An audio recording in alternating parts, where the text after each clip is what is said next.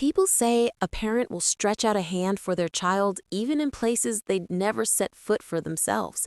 And that's exactly what this story is about. So listen closely, because you might see a piece of yourself in it. There was a man named David Collins, a very successful businessman who lived in a big, beautiful house in the suburbs.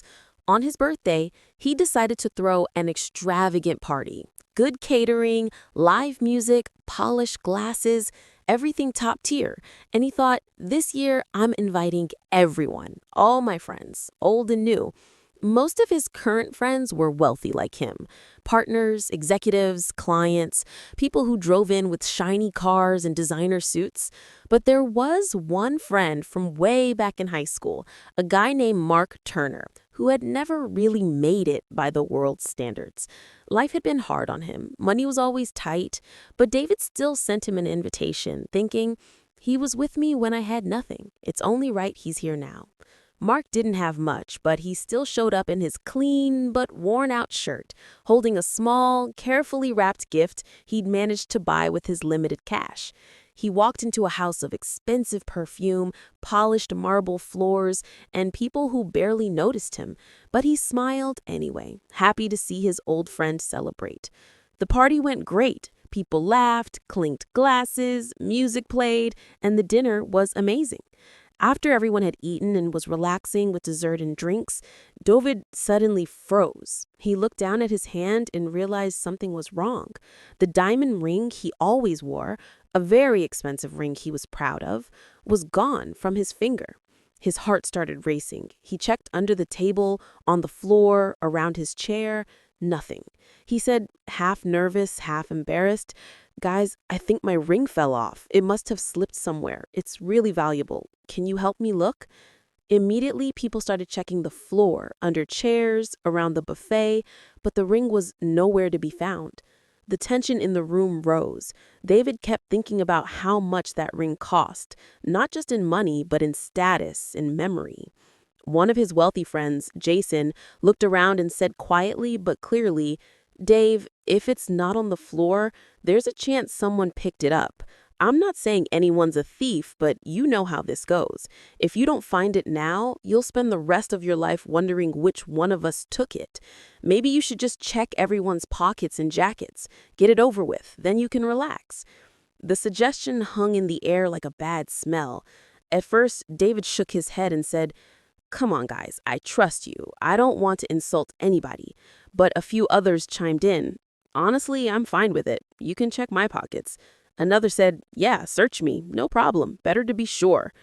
One by one, almost everyone was starting to say, "I'm okay with it. Go ahead," trying to prove how clean they were.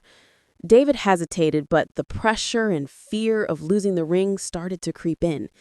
Then everyone turned to Mark, the poor friend from school. He hadn't said yes. He hadn't said anything. He just stood there, quiet. Then he shook his head slowly and said, "No, I'm not doing that. I won't let you search me. If we're friends, why do you need to treat me like a suspect?" The room shifted. Eyes narrowed. People exchanged looks, whispering under their breath. Some of them thought, "Of course, he's the only one refusing. That tells us everything." One guy muttered, "It figures. He's the broke one. Probably thought he'd score something big tonight." Another whispered, "Old habits die hard, I guess." Nobody said it loudly, but almost everyone was thinking the same ugly thing. Mark heard the quiet judgment, but he just stood there, taking it. His face tight, his eyes tired, and for a moment, even David felt that doubt in his chest, that little voice saying, maybe he did take it. If you're still here listening and you feel how unfair this is getting, don't forget to like this story, subscribe to the channel, and share it with someone who needs a reminder about not judging too fast. Because what happens next changes everything. Eventually, the party ended. People went home, some still shaking their heads about that one guy who refused the search. David went up to his room, exhausted and upset. He took off his blazer to hang it in his closet. As he did, he slipped his hand into the inner pocket and felt something small and hard. He froze, pulled it out, and there it was, the diamond ring. The same ring everyone had been searching for. The same ring people had silently accused Mark of stealing. It must have slipped off his finger into the pocket when he had absent-mindedly put his hand there earlier. David just stood there, staring at it, his stomach filled with shame. He realized the ring had been with him the whole time, while he let suspicion fall on a man who had done nothing wrong. And not just any man, but the friend who had known him when he was broke, when he had no house, no business, no fancy suit. The friend who had seen him ride the bus and share cheap meals. Now, that same friend had been humiliated in front of everyone, all because of a ring that never even was lost. David barely slept that night. His mind kept replaying Mark's face, the way he had quietly refused the search, the way everyone had looked at him like he was less than them, like he was dirty. Early the next morning, David grabbed his keys and drove straight to the small neighborhood where Mark lived, a very different world from his gated community. He walked up the worn steps and knocked on the door. Mark opened it, surprised. Before he could say anything, David pulled him into a hug and said, "Mark, I'm so sorry. I found the ring. It was in my blazer in the inside pocket the whole time. I should have never let that happen last night. I should have never let people look at you that way." Mark gave a small, tired smile and said, "It's okay, man. You found it. That's what matters, right? Relax." But David wasn't satisfied. He stepped back and said, "No, it's not okay. And there's one thing I still don't understand. Why wouldn't you let me search you? If you didn't take the ring, what were you afraid of?" Mark looked at him for a long moment and then said quietly, "Come inside. I'll show you." He led David into a tiny bedroom where a little boy was sleeping on an old bed, his face pale, his breathing soft and shallow. "This is my son, Tommy," Mark said. "He's been sick for a long time. The treatments are expensive. We're doing what we can." Mark's voice trembled, but he kept going. "Last night, before I left for your party, he looked at me and said, 'Dad, you're going to a fancy place, right? Could you bring me back something sweet, like dessert?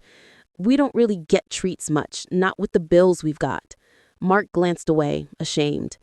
"So when I was at your party, walking past the dessert table, I thought, it's just one piece of cake, one brownie, one little piece.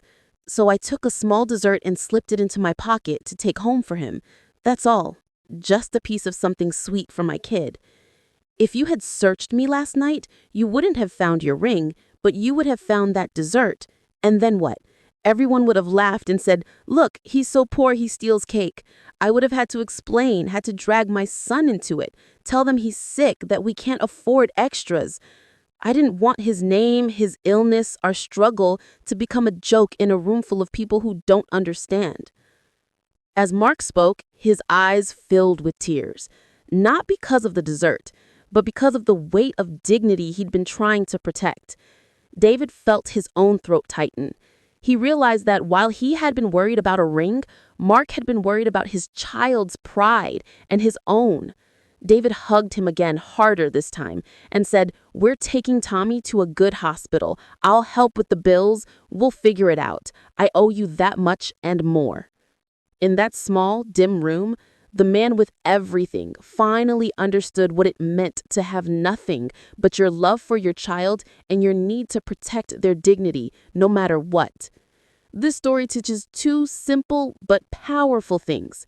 First, parents will go farther than anyone can imagine just to bring a little comfort to their children, even if it means being misunderstood. And second, never forget the friends who were with you when you had nothing. Check on them. Ask how they're really doing. Don't let success erase your humanity.